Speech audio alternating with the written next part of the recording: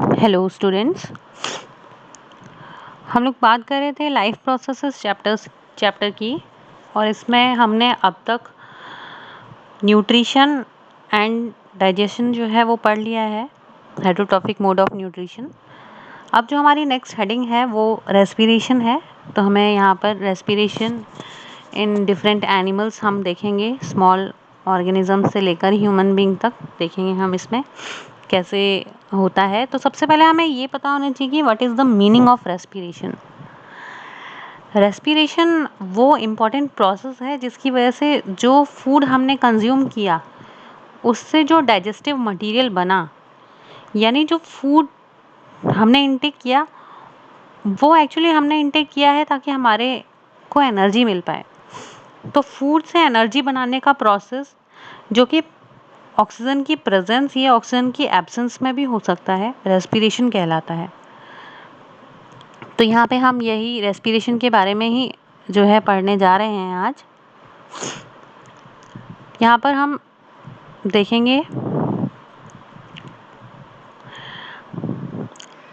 अभी तक हमने न्यूट्रिशन के बारे में पढ़ा है ऑर्गेनिज्म में लास्ट सेक्शन में, एंड हमें पता है कि जो न्यूट्रिशन है वो सेल्स के द्वारा use in cells to provide energy for various life processes. हमें जो एनर्जी की ज़रूरत है बहुत सारे लाइफ प्रोसेसेस के लिए है। तो इसमें जो एनर्जी जो बनती है वही एनर्जी जिस प्रोसेस से बनती है उसको हम रेस्पिरेशन कहते हैं। अलग अलग ऑर्गेनिजम्स में जो एनर्जी बनने का प्रोसेस है वो या तो ऑक्सीजन की प्रेजेंस में या ऑक्सीजन की एब्सेंस में भी हो सकता है।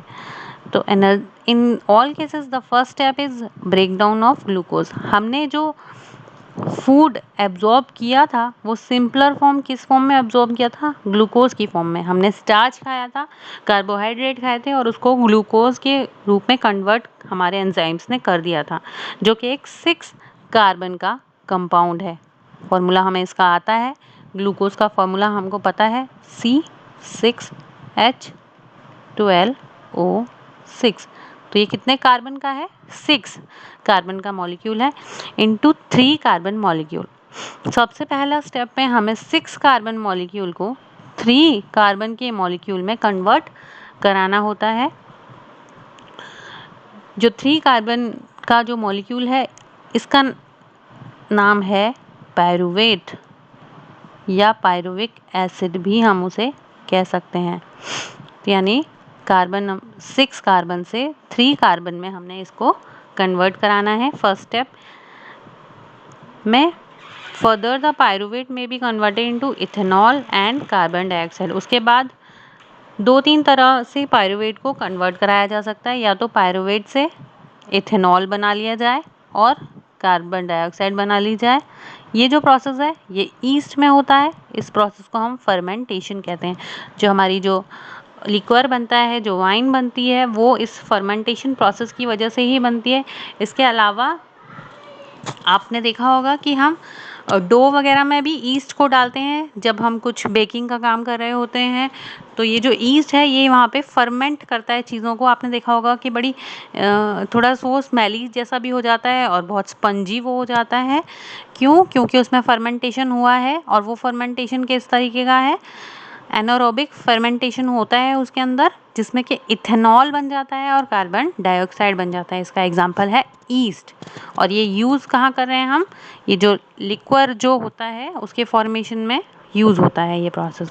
Since this process take place in the absence of oxygen, इसीलिए क्योंकि ये एब्सेंस ऑक्सीजन की एब्सेंस में हो रहा है, इसीलिए इस प्रोसेस को हम एनारोबिक रेस्पिरेशन कहते हैं।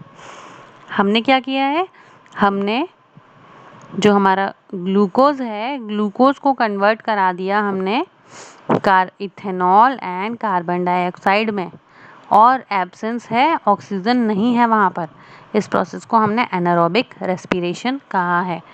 Break down of pyruvate using oxygen, अगर पायरुवेट जो बना था उसे ऑक्सीजन में ब्रेक डाउन करवाया जाता है माइटोकॉन्ड्रिया के अंदर, जैसे कि हमारे अंदर होता है, तब इस प्रोसेस को हम एरोबिक प्रोसेस कहते हैं, जो कि हमारे अंदर होता है। हम इतनी जो हमारी जो रेस्पिरेशन में जो हम इन्हेलेशन ऑफ ऑक्सीजन करते हैं, वो ऑक्सीजन जो हमारे हर एक सेल तक पहुंचाई जाती है, वो सेल में वहाँ पर क्या हो रहा होता है, ग्लूकोज पहुंचाया जाता है ब्लड के द्वारा ही ऑक्सीजन पहुंचाई जाती है, और सेल वहाँ पर माइटोकॉन्ड्रिया के अंदर ब्रेक करते हैं ग्लूकोज को और एनर्जी बना लेते हैं। पूरा कंप्लीट ब्रेकडाउन हो जाता है कार्बोहाइड्रेट का, और सारा का सारा कार्बोहाइड्रेट CO2 में कन्वर्ट होकर एनर्जी का फॉर्मेशन कर देता है, जो कि एक बेस्ट तरीका है एनर्जी फॉर्मेशन का, मोस्ट एफिशिएंट तरीका है। इस प्रोसेस ब्रेकअप इनटू 3 कार्बन, हमको पता है कि ये 3 कार्बन में पहले कन्वर्ट होगा। ये जो 3 कार्बन का जो कन्वर्जन है, ये सभी ऑर्गेनिजम्स में कॉमन है। आप इस टेबल से समझेंगे तो आपको ज़्यादा अच्छा समझ में आएगा। इस टेबल को बच्चों आपको बहुत बहुत ज़्यादा इम्पॉर्टेंट है, 3 मार्क्स के लिए आता है, इसमें से ज़रूर आता है बोर्ड में क्वेश्चन, तो हमें ये पूरा अच्छे से याद कर लेना है, रट लेना है। क्या है ये प्रोसेस? ग्लूकोज है। चाहे वो कोई भी ऑर्गेनिज्म हो, अगर उसे एनर्जी बनानी है तो उसको ग्लूकोज चाहिए। तो ग्लूकोज है, तो ग्लूकोज साइटोप्लाज्म में कन्वर्ट कराया जाता है पायरूवेट में। 6 कार्बन का मॉलिक्यूल होता है ग्लूकोज। ग्लूकोज को पायरूवेट में कन्वर्ट कराया जाता है 3 कार्बन के मॉलिक्यूल के अंदर। तो एक ग्लूकोज से 3 कार्बन वाले कितने मॉलिक्यूल बन जाएंगे? 2। एक ग्लूकोज से 2 पायरूवेट बन जाते हैं। अब ये जो पायरूवेट है, ये 3 तरीके से जो है वो हम इसे डिकम्पोज कर सकते हैं और एनर्जी इससे निकाल सकते हैं। पहले अगर हमारे पास, अगर हम ईस्ट में देखें, जैसे कि हम अभी अभी डिस्कस कर रहे थे, ईस्ट में देखें तो वो ऑक्सीजन की सप्लाई नहीं है, वहाँ पर ऑक्सीजन नहीं ले रहा है वो। तो एब्सेंस ऑफ ऑक्सीजन में पायरूवेट को वो कन्वर्ट कराएगा इथेनॉल में, इथेनॉल में कन्वर्ट कर देगा ईस्ट, और कार्बन डाइऑक्साइड में और एनर्जी में। तो इससे जो एनर्जी मिलेगी वो थोड़ी कम मिलेगी। और पायरूवेट, एक पायरूवेट में 3 कार्बन है, तो ये CO2 कितने बन जाएंगे? 3 CO2 यहाँ पर बन जाएंगे। अगर पायरूवेट को हम लैक ऑफ ऑक्सीजन, यानी ऑक्सीजन की सप्लाई हो तो रही है पर डिमांड के अकॉर्डिंग उतनी नहीं हो रही जितनी कि उस वक्त उन सेल्स को चाहिए। जैसे कि सपोज हम लोग रनिंग कर रहे हैं और रनिंग करते करते हमारे अंदर बहुत ज़्यादा, हमारी जो मसल्स हैं, जो हमारी लेग्स की मसल्स हैं, उनको ज़्यादा ऑक्सीजन चाहिए क्योंकि ज़्यादा एनर्जी निकालनी पड़ रही है उनको, लेकिन उतनी सप्लाई नहीं हो रही है, उतनी ऑक्सीजन सप्लाई नहीं हो पा रही है। तब क्या होगा? लैक ऑफ ऑक्सीजन में पायरूवेट जो है मसल सेल के अंदर लैक्टिक एसिड में कन्वर्ट करा दिया जाएगा, प्लस कुछ एनर्जी निकलेगी। तो इस तरीके से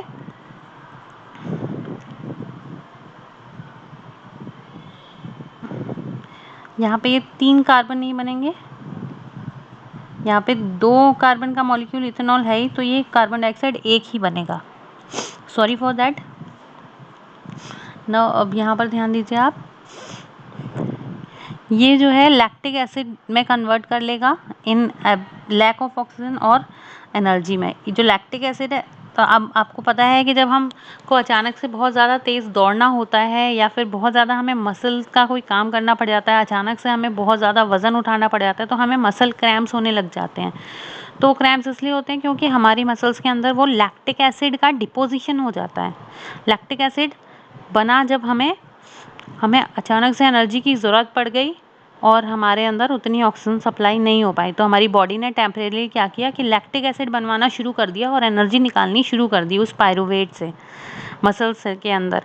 तो इसलिए हमारे वहाँ लैक्टिक एसिड जो है वो जमा हो गया। उसको कैसे हटाते हैं हम? हमें बताया जाता है कि गर्म पानी से हम सेक करें, या थोड़े टाइम के बाद अपने आप जब धीरे धीरे वहाँ पे ब्लड फ्लो होता रहता है, तो लैक्टिक एसिड जो है वो वापस से जो है वो कन्वर्ट हो जाता है। अब उससे और ज़्यादा ग्लूकोज तो नहीं निकाला जाएगा, लेकिन लैक्टिक एसिड वहाँ से हटा दिया जाता है।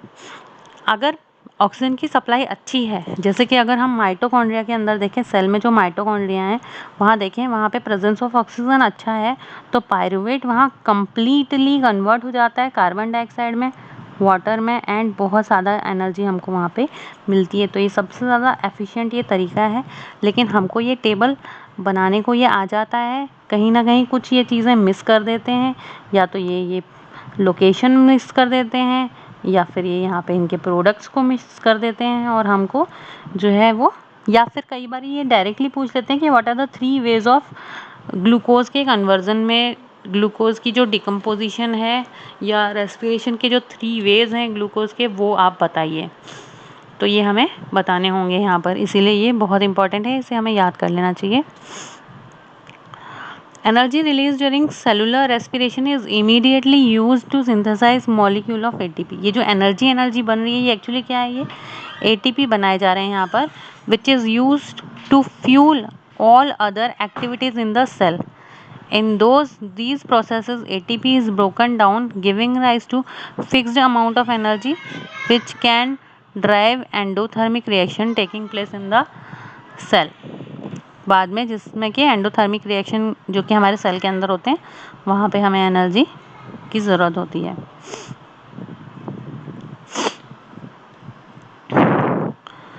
Since aerobic respiration pathway depend on oxygen, aerobic organism need to ensure that there is sufficient intake of oxygen. यहाँ पे ऑक्सीजन का इंटेक सफिशिएंट चाहिए हमको, अगर हमें एरोबिक रेस्पिरेशन कराना है। एरोबिक मतलब ऑक्सीजन की प्रेजेंस में। We have seen that plants exchange gases through stomata. Plants जो हैं वो स्टोमेटा के थ्रू गैसेस का एक्सचेंज करते हैं। And large intercellular spaces ensure that all cells are in contact with air. और जो लार्ज सेलुलर स्पेसेस होते हैं सेल की बॉडी, प्लांट की बॉडी के अंदर, उनमें एयर गैप्स होते हैं ताकि एयर उसमें फिल हो जाए। Carbon dioxide and oxygen are exchange by diffusion. Plants के अंदर डिफ्यूज़न से होता है, तो आसान तरीका है। बहुत सारे स्टोमेटाज होते हैं, आराम से गैसियस एक्सचेंज हो जाता है और प्लांट जो है वो आराम से अपना रेस्पिरेशन प्रोसेस कर सकते हैं, क्योंकि उन्हें भी एनर्जी की ज़रूरत होती है। They can go into cells और away from them and out into the air. आराम से जो गैसेज हैं वो मूव कर लेती हैं। The direction of diffusion depend upon environmental condition. इनमें जो गैसेज जो मूवमेंट होता है वो डिफ्यूज़न की वजह से हो रहा है। प्लांट्स के अंदर जो गैसेज का एक्सचेंज हो रहा है वो हो रहा है डिफ्यूज़न प्रोसेस की वजह से, और ये एनवायरमेंटल कंडीशंस पे डिपेंड कर रहा है, रिक्वायरमेंट ऑफ द प्लांट के according. At night when there is no photosynthesis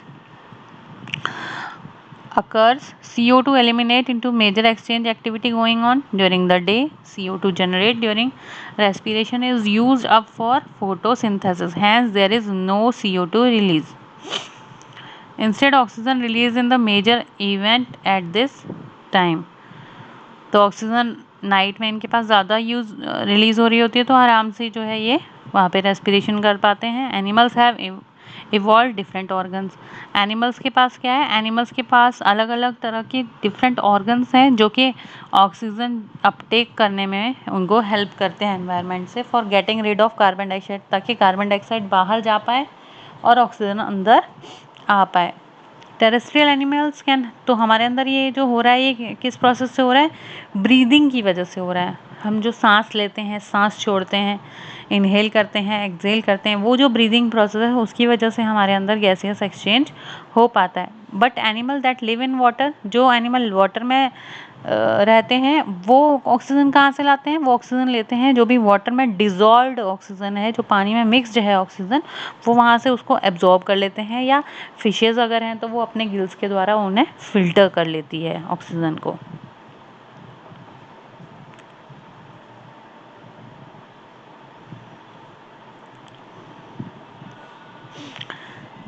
Since the amount of dissolved oxygen is fairly low in comparison to the amount of oxygen in air, the rate of breathing in aquatic organism is much faster that seen in terrestrial organism.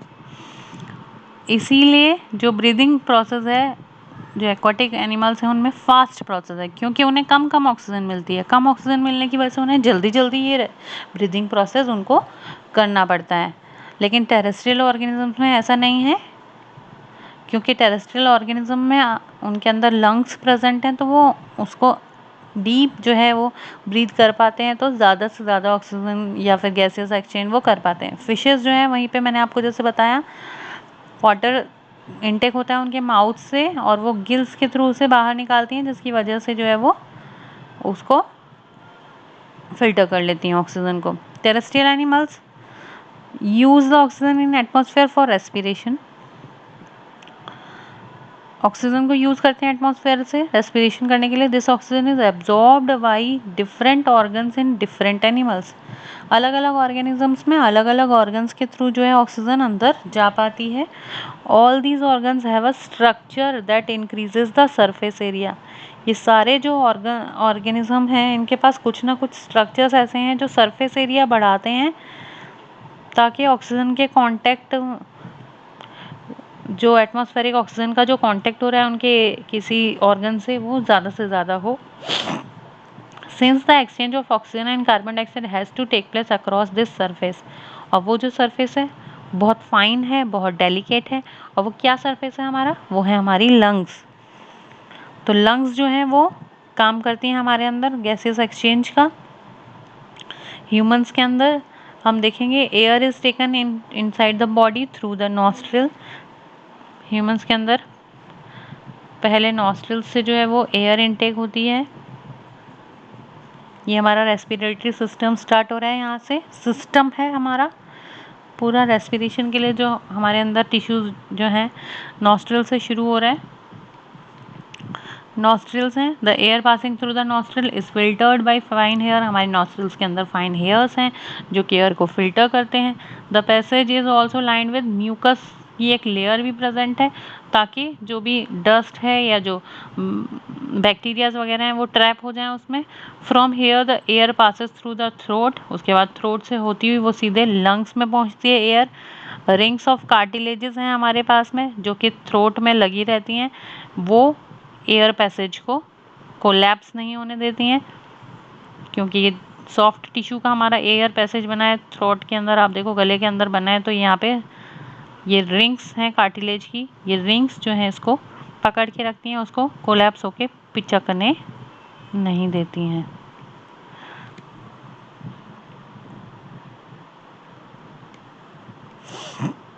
ये respiratory system है, ये आपको draw करना है अपनी अपनी copies में और इसको समझ भी लेना है। मैं यहाँ पे आपको इसे एक्सप्लेन कर देती हूँ एक बार।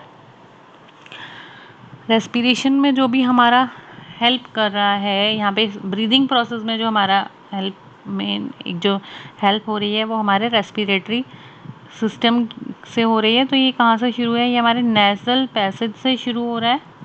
उसके बाद आप देखिए यहाँ पे नेज़ोफेरिंग्स हैं, ये ट्रैकिया आ गया, ये रिंग्स ऑफ कार्टिलेज हैं जिन्होंने इसको विंड पाइप को कोलैप्स नहीं होने दिया है। उसके बाद ये डिवाइड हो गया हमारे ब्रोंकियोल्स में चला गया, और ब्रोंकियोल्स सीधे हमारे लंग्स, ये जो पिंक कलर के हैं ये हमारे लंग्स हैं, इनमें खुल गए हैं।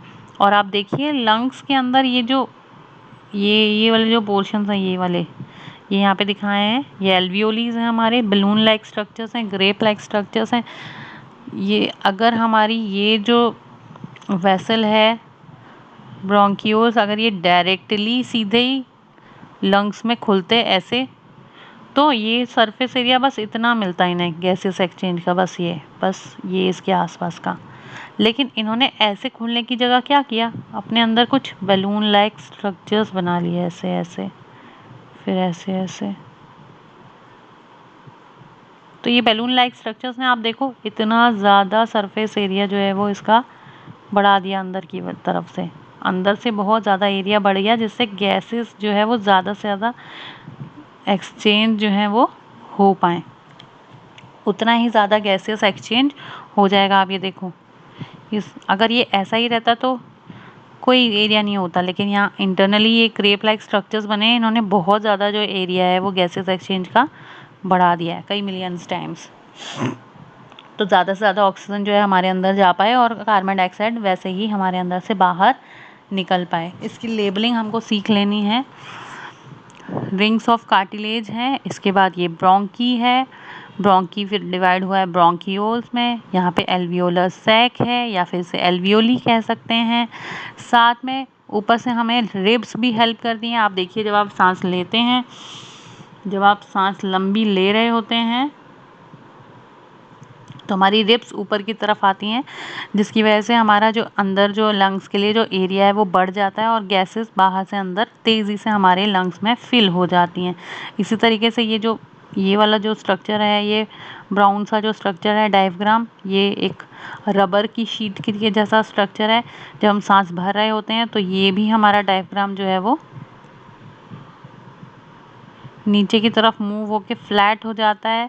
फ्लैट होने की वजह से इतना ज़्यादा एरिया ये भी बढ़ा देता है, जिससे गैसेस फिर से अंदर की तरफ में एंट्री करती हैं। और जब हमें सांस छोड़नी होती है, हमारी रिब्स अंदर की तरफ में चलती हैं और हमारा डायफ्राम जो पोजीशन में है वैसा ही हो जाता है। इस तरीके का हो गया वापस से, और एक प्रेशर से गैस कार्बन डाइऑक्साइड जो है वो हमारी बॉडी से बाहर आ जाती है। इसको समझ लेना है हमको, ये डायग्राम हमें आना चाहिए बनाना, आपको अपनी कॉपीज में भी बनाना है ये। Within the lungs, the passage divides into smaller and smaller tubes which finally terminate into balloon-like structure which are called as alveoli. In alveoli कहते हैं हम इनको, lungs के अंदर present हैं। Alveoli provide a surface. Alveoli provide a surface where the exchange of gases can take place. The wall of the alveoli contain an extensive network of, और उन्हीं alveoli के पास में, ये अगर alveolis हैं, balloon like structures हैं, तो इन्हीं के पास में जो है बहुत ज़्यादा ब्लड वेसल जो हैं वो होती हैं हमारी। बहुत ज़्यादा ब्लड वेसल होने की वजह से ब्लड के अंदर ऑक्सीजन आराम से चली जाती है और ब्लड की जो कार्बन डाइऑक्साइड है वो आराम से बाहर निकल जाती है। तो इसीलिए बहुत ज़्यादा वैस्कुलर ये होते हैं। We have seen in earlier years when we breathe in, we lift our ribs. जब हम सांस लेते हैं हमारी रिब्स जो हैं वो ऊपर की तरफ फैलती हैं, हमारा डायफ्राम फ्लैट हो जाता है, चेस्ट कैविटी में एरिया बढ़ जाता है, जिसकी वजह से एयर हमारी बॉडी में अंदर तेज़ी से आती है और एल्वियोलीज में फिल हो जाती है बैलून लाइक स्ट्रक्चर्स में। वहाँ पे गैसेस का एक्सचेंज होता है, फिर हमारी रिब्स जो हैं वो अंदर की तरफ में दबती हैं, डायफ्राम फिर से अंदर की तरफ में डोम शेप ले लेता है, एरिया अंदर बॉडी के अंदर कम हो जाता है, तो एल्वियोलीज अपने अंदर से पिचक जाते हैं और अपने अंदर, उनके अंदर जो CO2 आती है उसे तेज़ी से नॉस्ट्रिल से बाहर भेज देते हैं। ये पूरे जो एक साइकिल है इसे हम बोलते हैं breathing cycle. And when air is taken in and let out, the lungs always contain a residual volume. लेकिन जब भी हम सांस छोड़ते हैं उसके बाद भी हमारे अंदर लंग्स के अंदर कोई एक रेजिडुअल, कोई एक फिक्स अमाउंट ऑफ एयर तभी भी प्रेजेंट रहती है, ताकि प्रॉपर गैस का फिर भी एक्सचेंज होता रहे। The body and size of animal is large. जब अगर बॉडी और साइज एनिमल की लार्ज है, बड़ी है, तो डिफ्यूज़न प्रोसेस केवल अकेला काम नहीं कर पाता है। अगर एनिमल्स की बॉडी ज़्यादा बड़ी है तो केवल नॉर्मल जो एक्सचेंज अपने आप से चल रहा है डिफ्यूज़न की वजह से वो काम नहीं कर पाएगा। इसीलिए रेस्पिरेटरी पिगमेंट्स यानी कि कलर्स चाहिए हमको। तो वो जो रेस्पिरेटरी पिगमेंट्स हैं वो ऑक्सीजन को ट्रैप करेंगे। इसीलिए हमारे ब्लड का कलर आप जानते हैं रेड होता है, क्योंकि इसमें होता है एक पिगमेंट, रेस्पिरेटरी पिगमेंट, जिसका नाम है हीमोग्लोबिन। और हीमोग्लोबिन ऑक्सीजन के एक हीमोग्लोबिन 4 ऑक्सीजन के मॉलिक्यूल्स के साथ बाइंड हो जाता है, बंध जाता है एक हीमोग्लोबिन 4 ऑक्सीजन के मॉलिक्यूल्स के साथ, और इस तरीके से वो ऑक्सीजन को कैरी करके लेके जाता है। और आपको पता है कि हीमोग्लोबिन ऑक्सीजन को कहाँ तक कैरी करके ले जाएगा? वो कैरी करके ले जाएगा ऑक्सीजन को बॉडी के हर एक सेल तक। वहाँ सेल के पास जाते ही जो हीमोग्लोबिन है वहाँ से ऑक्सीजन छूट जाएंगे और वो सेल के अंदर चले जाएंगे ऑक्सीजन, और जो सेल के अंदर कार्बन डाइऑक्साइड बनी है वो वापस ब्लड में आ जाएगी और ब्लड जो है उसको लेके वापस चला जाएगा लंग्स तक। अब जो ऑक्सीजन हमारी बॉडी में आ गई है वो उसी की प्रेजेंस में हमारे माइटोकॉन्ड्रिया में जो है वो एनर्जी का ब्रेकडाउन होता है, आपने जैसे पढ़ा था। तो ये टॉपिक यहाँ पर मैं ख़त्म कर रही हूँ, इसको रेस्पिरेशन को। यहाँ पे इन क्वेश्चंस को थोड़ा सा डिस्कस करते हैं और आप फिर ये असाइनमेंट्स भी जो है वो कंप्लीट अपने कर लेना। क्वेश्चन नंबर 1 है, what is the advantage over aquatic organism does a terrestrial organism have with regard to obtain oxygen for respiration? Respiration के लिए ऑक्सीजन जो चाहिए वो मिलती है उसको लेने के लिए जो टेरेस्ट्रियल ऑर्गेनिजम्स हैं उनमें एडवांटेजेस ज़्यादा हैं, एक्वाटिक ऑर्गेनिजम्स में नहीं है। तो ऐसे क्या चीज़ है जो उनको हेल्प कर रही है? तो टेरेस्ट्रियल ऑर्गेनिजम्स मैंने आपको बताया उनके पास में लंग्स हैं जो कि उन्हें हेल्प कर रही हैं ऑक्सीजन कैरी करने के लिए, एक्सचेंज के लिए। एल्वियोलीज हैं उनके पास में, लेकिन एक्वाटिक एनिमल्स में ऐसा नहीं है, वो केवल अपने बॉडी सरफेसेस से और गिल्स से ऐसा कर पाते हैं। What are the different ways in which glucose is oxidized? वो 3 तरीके जो मैंने आपको ऊपर बताए थे ग्लूकोज ऑक्सीडाइज होने के, एक तो प्रेजेंस ऑफ ऑक्सीजन में, एक लैक ऑफ ऑक्सीजन में और एक एब्सेंस ऑफ ऑक्सीजन में, ईस के अंदर, मसल्स के अंदर और नॉर्मल सेल्स के अंदर जो है हो रहा है, वो आपको बताने तीनों वही उसी तरीके से फिगर बना देना वैसे ही। How is oxygen, question number 3 है, how is oxygen and carbon dioxide transported in human beings? तो ऑक्सीजन कैसे ट्रांसपोर्ट होती है अब आप जान चुके हैं। हीमोग्लोबिन जो है वो कैरी करके ले जाता है ऑक्सीजन को लंग्स के पास से ब्लड के अंदर और सेल के पास जाकर छोड़ देता है, और वहीं कार्बन डाइऑक्साइड प्लाज्मा में होता हुआ लंग्स तक वापस चला जाता है एल्वियोलीज में। How does the lungs designed in human beings to maximize the area for exchange of gases? Lungs का डिज़ाइन ह्यूमंस में कैसा है ताकि एरिया एक्सचेंज के लिए बढ़ जाए? तो हमको पता है कि लंग्स के अंदर हमारे बैलून लाइक स्ट्रक्चर्स हैं बहुत सारे, जिनको हम एल्वियोलीज बोलते हैं। वो एल्वियोलीज बहुत ज़्यादा फाइन थिन लेयर्ड होते हैं, बहुत ज़्यादा ब्लड की सप्लाई है उनके पास, वेस्कुलर हैं वो, जिसकी वजह से बहुत अच्छे से मैक्सिमाइज कर दिया जाता है एक्सचेंज ऑफ गैसेस को। ठीक है, दैट